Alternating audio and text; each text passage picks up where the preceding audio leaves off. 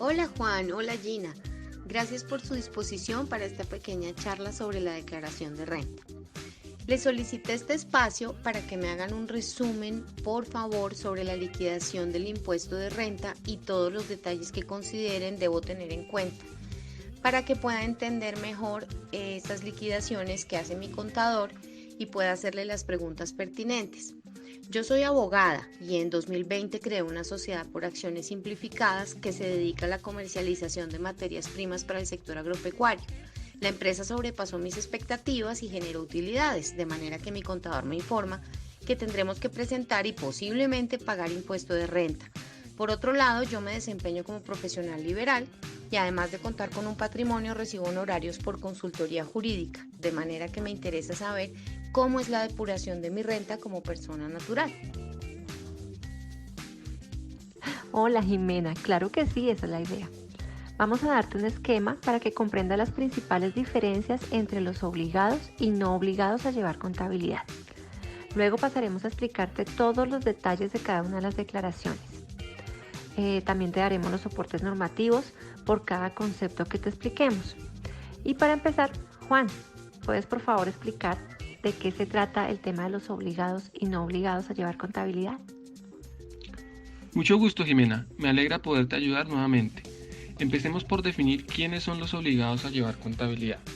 Todas las personas jurídicas están obligadas a llevar contabilidad y deben diligenciar el formulario 110 para impuesto de renta independientemente que les resulte impuesto a pagar o no. Este formulario también aplica para las personas naturales responsables del IVA y obligados a llevar contabilidad. Las condiciones para ser persona natural responsable del IVA están definidas en el parágrafo 3 del artículo 437 del Estatuto Tributario. Según entiendo, tú como persona natural no eres responsable de IVA y desde el punto de vista tributario no estás obligada a llevar contabilidad. Correcto. Durante el año pasado mis ingresos no superaron los 3.500 VT ni tuve establecimientos de comercio. Entonces, pues en el periodo 2020 no llevé contabilidad y no fui responsable de IVA. Listo, Jimena. También debo aclarar que, si bien no eres responsable del IVA, para el periodo fiscal 2020 estarás obligada a declarar el impuesto de renta si cumples algunos requisitos, principalmente tener un patrimonio superior a 4.500 VT o unos ingresos superiores a 1.400 VT durante el periodo fiscal. También en el decreto 1680 del 2020 se detallan los contribuyentes obligados a presentar declaración del impuesto sobre la renta y complementarios y también se señalan las fechas para presentar y pagar. Si cumples con alguno de los requisitos como persona natural no obligada a llevar contabilidad y residente fiscal, debes declarar mediante el formulario 210 que de acuerdo a la ley 2020 del 2019 retomó el esquema de 3 cédulas generales.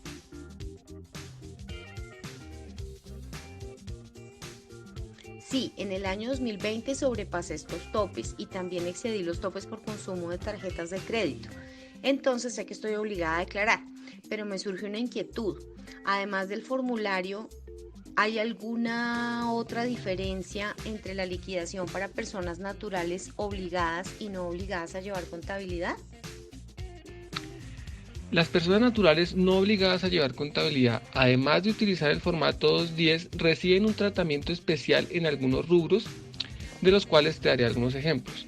Las personas naturales obligadas a llevar contabilidad tienen en cuenta sus ingresos una vez estos han sido causados. En cambio, para los no obligados solo se tienen en cuenta los ingresos si han sido efectivamente recibidos. Asimismo, para las personas naturales obligadas a llevar contabilidad, los costos y gastos pueden ser deducibles una vez han sido causados, mientras que para los no obligados solo pueden deducir costos y gastos que han sido pagados. Otras diferencias comunes son las referentes al componente inflacionario que se mencionan en los artículos 39, 41 y 81 del Estatuto Tributario y entre otras cosas especifican qué componente de los rendimientos financieros pueden los no obligados restar por tratarse de ingresos no gravados. Para los obligados a llevar contabilidad no se pueden restar estos ingresos y se declaran como ingresos gravados. En cuanto a la finca raíz, los obligados deben declarar el costo fiscal de estos activos, mientras que los no obligados toman el mayor valor entre el costo fiscal y el avalúo catastral. Esto según el artículo 277 del Estatuto Tributario. Finalmente, según los artículos 145 y 146, los obligados a llevar contabilidad pueden hacer provisión a las cuentas por cobrar incobrables, mientras que los no obligados solo pueden dar de baja estos rubros. Asimismo, los no obligados están impedidos de causar depreciaciones, mientras que los obligados sí lo pueden hacer. Adicionalmente, algunos contribuyentes de renta que son obligados a llevar contabilidad tienen también la obligación de presentar su declaración con la firma del contador certificado. Listo, Juan, me queda súper clara esa parte. Listo, Jimena. Entonces sigamos con el formulario 210. Lo primero que te vas a encontrar con este formulario son las casillas para el patrimonio bruto, las deudas y el total del patrimonio líquido. Estos valores se utilizan para calcular la renta presuntiva, que es un mecanismo paralelo que te permite liquidar el impuesto de renta de acuerdo al patrimonio líquido del periodo anterior. Para el año 2020, la tarifa para calcular la renta presuntiva es del 0.5%. Luego encontramos la cédula general, que se divide en 3 categorías. Estas son las rentas de trabajo, las rentas de capital y las rentas no laborales. Y al final del formulario se encuentran las 3 cédulas complementarias, que son ganancias ocasionales, dividendos y participaciones, y la cédula de pensiones. Hay una particularidad del nuevo formulario 210 para personas naturales, y es que las rentas de trabajo se dividen en 2 secciones, que son las rentas de trabajo laboral y otras rentas de honorarios que se quieran liquidar mediante costos y gastos y no mediante la renta exenta del 25%. Es decir, que el contribuyente tiene la posibilidad de utilizar cualquiera de estos 2 mecanismos o acogerse a cualquiera de los 2 beneficios y liquidar separadamente según mejor le convenga. El procedimiento para liquidar la renta es básicamente restar del total de las rentas los ingresos no constitutivos de renta y las deducciones para determinar la renta líquida, para así poder determinar la tarifa a aplicar. Las tarifas están señaladas por el artículo 241 del Estatuto Tributario. Si al hacer la comparación de la renta presuntiva resulta mayor a la renta de la cédula general, esa se incluirá como renta líquida en dicha cédula, es decir, que la renta presuntiva sustituye a la renta de la cédula. No se debe sumar la renta presuntiva a la renta cedular, ya que se debe tributar contra una de las 2, la que sea mayor. Así que en los casos en que la renta presuntiva resulta mayor a la renta de la cédula general, se tributa sobre la renta presuntiva que sustituye la renta determinada en la cédula general. A continuación te voy a dejar con Gina, quien te va a hablar sobre el impuesto de renta para las personas jurídicas. Bueno, Jimena, tu empresa como persona jurídica está obligada a declarar el impuesto de renta. Y según nos cuentas, es muy posible que para el año 2020 te resulte impuesto a pagar. Sí, Gina, es posible que aún después de restar los anticipos por retenciones, el resultado será un impuesto a pagar. Gracias, Juan. Bueno, entonces, para ponerte un poco más en contexto, voy a explicarte el procedimiento general. El formulario a utilizar para personas jurídicas es el 110. El impuesto de renta puede igualmente calcularse por medio de la renta presuntiva tomando el patrimonio líquido del año anterior y aplicándole la tarifa del 0.5% para el año 2020. La aplicación de la renta presuntiva se hace bajo el mismo criterio que te explicó Juan para personas naturales. Una vez determinada la renta presuntiva, se compara con la renta ordinaria y la que sea más alta de las 2 se convertirá en la renta líquida gravable. La depuración de la renta presuntiva está reglamentada en el artículo 187 del Estatuto Tributario. Para el caso de las personas jurídicas, cuando declaran por primera vez, no existe un periodo anterior, por lo tanto, no habrá base para el cálculo de la renta presuntiva. La renta líquida gravable se obtiene de descontar de los ingresos netos gravados de los costos y deducciones. Luego se aplica la tasa general, que para el año 2020 es el 32%, de donde se obtiene el impuesto sobre la renta gravable. A este impuesto se le puede aplicar otros descuentos tributarios y, como ya te dije, los anticipos por retenciones y autorretenciones. El formulario 110 permite liquidar simultáneamente el impuesto sobre ganancia ocasional, que se liquida en ciertos casos como la enajenación de un activo de la organización.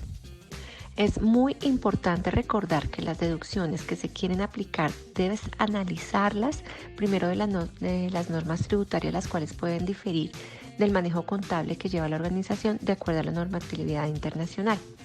Por esta razón, la liquidación del impuesto de renta se acompaña de un formulario de conciliación fiscal, que se conoce con el número 2516, en el cual se relacionan las diferencias en el tratamiento fiscal y contable para el impuesto de renta.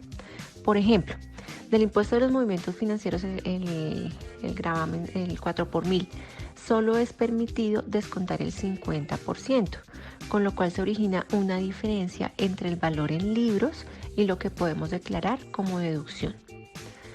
Pues estos son los aspectos más generales. Jimé, ¿tienes alguna pregunta adicional?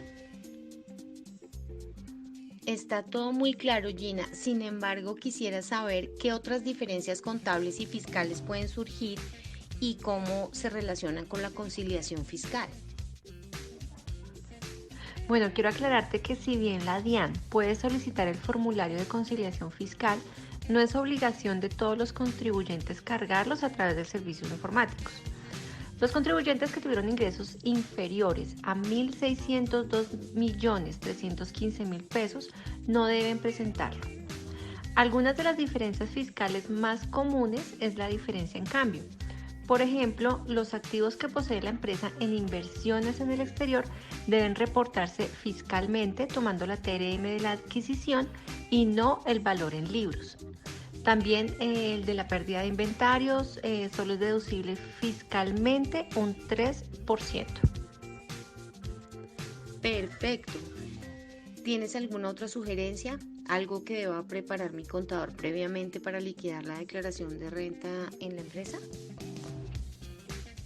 Es fundamental tener los cierres contables, tener aprobados los estados financieros, la consolidación de las provisiones y de las cuentas de socios, entre otras cosas fundamentales en la labor contable.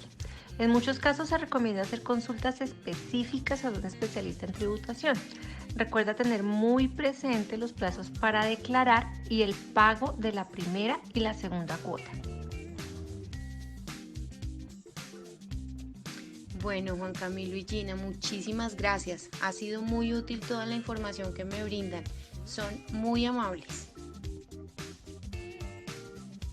Jimena, como siempre es un gusto poder ayudarte. Muchos éxitos con tu empresa y recuerda que si necesitas aclarar alguna otra duda, puedes contar con nosotros.